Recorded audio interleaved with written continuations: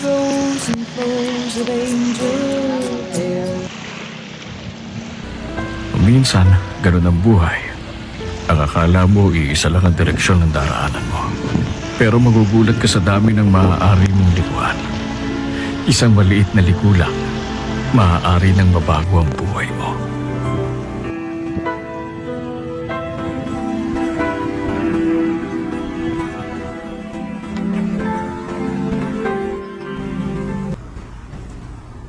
Lahat ng tao may kanya-kanyang kapalaran.